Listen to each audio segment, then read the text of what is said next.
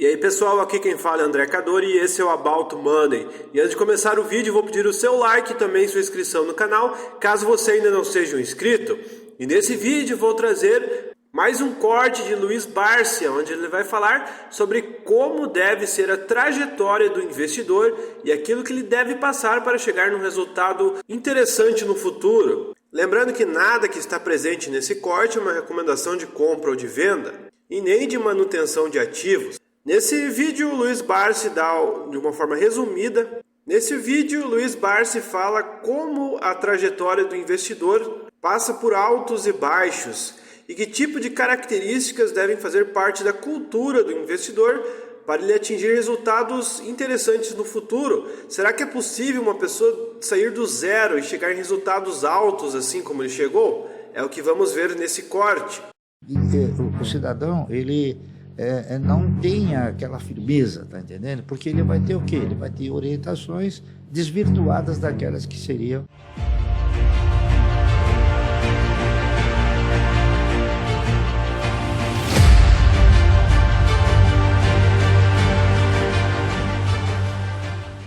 Cara, se ele tiver paciência, coisas, né? E você poderia fazer isso, mas o que você fez? Não, mas veja bem, tudo isso que ele relacionou, eles não fazem parte da minha prioridade. Olha, muito bom. Então, o que aconteceu?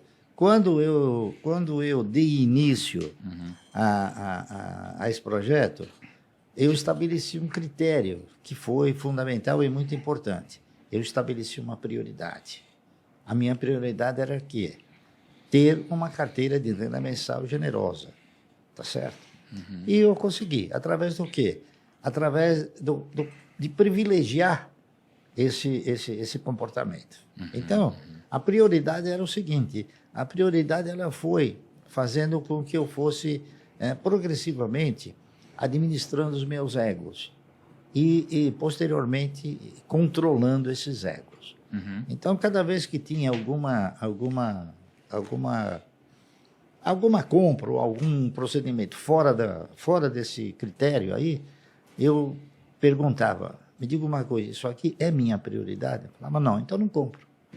Tá entendendo? Então, e qual que era a sua prioridade nesse processo? A minha prioridade era ter uma carteira de renda mensal generosa. Perfeito. Deixa eu perguntar então, Bárcia, assim, agora, brincadeiras à parte, né? Poxa, esse número, 1 milhão por dia, assim, as pessoas muitas vezes sonham em ter 1 milhão, né? É 1 milhão de geração de renda por dia, assim. Como chegar nesse número, Bárcia, do zero? Então tem alguém aqui assistindo do zero. Como que a pessoa se planeja para chegar nisso um dia? Com disciplina e paciência. Perfeito. Certo? E disciplina, paciência, e você estabelecendo o quê? Estabelecendo uma prioridade. A partir do momento que você desenvolve esse processo, tendo como prioridade, né, você fazer a sua carteira de renda mensal, então você deixa de fazer muitas coisas que seriam supérfluos. Sim, tá entendendo? Mas vamos é o que desvia, às vezes, o cidadão de uma trajetória que possa ser vitoriosa. Perfeito. Vamos do zero aqui, então. Vamos do zero, né? Tem muita gente que está assistindo a gente agora que já investe, gente que começou a investir recentemente e gente que quer começar a investir, mas ainda não começou a investir, tá? A pessoa está começando a investir hoje. Por onde que você acha que ela deveria começar para que ela comece já na direção certa? Bem, hoje nós estamos aí propondo, a AGF está propondo que o cidadão assuma uma cultura melhor para ele poder desenvolver um tipo de procedimento também melhor no mercado, para que ele possa ter conhecimento suficiente de criar um foco, tá certo? Um foco para poder entrar no mercado e não ser assim surpreendido com coisas erradas. Então, eu interpreto o seguinte, a primeira coisa que o cidadão tem que fazer no momento em que ele vai entrar no mercado é o seguinte, é estabelecer um paradigma que revele o foco que ele quer fazer, se ele quer investir, se ele quer especular, tá entendendo? Então, ele tem que procurar o quê? Ele tem que procurar um profissional que possa lhe oferecer essa orientação certa, tá entendendo? Essa que é a realidade. Então, aqui no Brasil, lamentavelmente, por força de fatores circunstanciais, né? A maioria das sociedades corretoras, elas têm uma necessidade premente de fazer com que o cidadão que vá operar, que gire os negócios, é isso? Porque elas vivem do quê? Elas vivem de corretagem. Elas não vivem de investimento, elas vivem de corretagem. Então, isso faz com que o cidadão, ele não tenha aquela firmeza, tá entendendo? Porque ele vai ter o quê? Ele vai ter orientações desvirtuadas daquela que seria a mais pródiga, não é isso? Que é investir. Então, a proposta de se criar uma cultura de investimento, não é isso? É uma proposta que a gente percebe que o brasileiro não tem. Legal. Eu interpreto o seguinte, é claro que a educação financeira é uma coisa importante, mas eu interpreto o seguinte, que a partir do instante que o cidadão ele está convicto de que ele não deve gastar mais do que ele ganha, então ele está financeiramente educado. Aí ele precisa partir para uma nova fase de cultura, que é a cultura do investimento. A cultura de investimento nada mais é do que você saber na mão de quem você está colocando dinheiro, tá entendendo? E em que atividade você está colocando dinheiro. Legal. É isso que se pretende desenvolver. Sim. Ô Luiz, deixa eu te perguntar um negócio. Quantos anos você tem hoje? 27. 27? Carregando, quase Caramba, 28. com uma bela bagagem. Parabéns. Obrigada.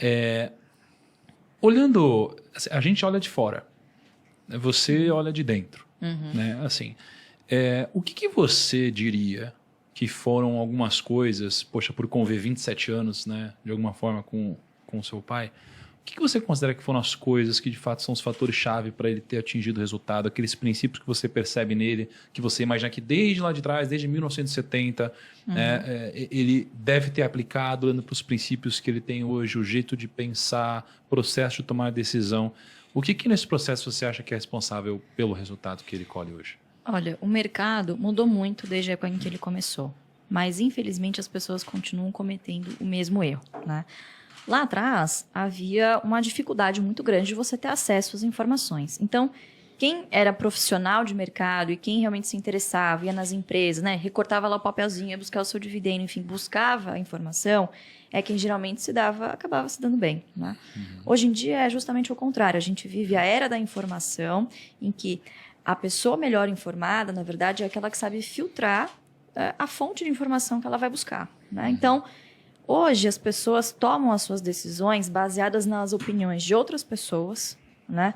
Grupos de WhatsApp, quando, na verdade, a informação pública, né, ela acaba sendo só lida por quem vai até a última frase, né? Então, é uma informação pública, a informação está aí, né? Só que as pessoas não se interessam em ler até o fim. Acha, assim? Ficam acomodadas, né? Então, eu acho que grande parte do sucesso dele se deve a uma coisa, disciplina, né? Não só de aportar, mas de sempre estar buscando o aprendizado e informações de qualidade, conversando com a empresa. E segundo, paciência. Por muitos anos, ele esteve errado, vamos dizer assim, com a Unipar, né? Então, ele comprou, o papel não subia. Muitas pessoas desistiram no meio do caminho. Isso aqui não sobe, isso aqui não sai do lugar, isso aqui não se mexe. E 10 anos depois, a empresa se resolveu, a conjuntura também do país melhorou, né? E a empresa seguiu a trajetória que lá atrás ele tinha vislumbrado. Como que ele fez isso? Sem nenhum segredo. Conversou com os gestores, leu o balanço e falou, pô, isso aqui não pode estar tão barato assim. Tá com problema? Tá com problema, mas vai resolver. A gestão está engajada em resolver. Essa empresa vai ser uma excelente pagadora de dividendos e tende a se valorizar, que isso é uma consequência, né? Então, eu acho que são esses dois principais fatores. Olhar realmente o que interessa e não se importar com a opinião alheia, né? Porque muito provavelmente você não vai acertar o timing, mas se você tiver convicção do que você está fazendo, vai dar certo. Desculpa, primo. Acho que tem um negócio que é mega importante também aí, complementando só a Luísa, que é a questão de curiosidade, né, cara? Você ser um curioso ali, né? Você querer aprender uma coisa diferente.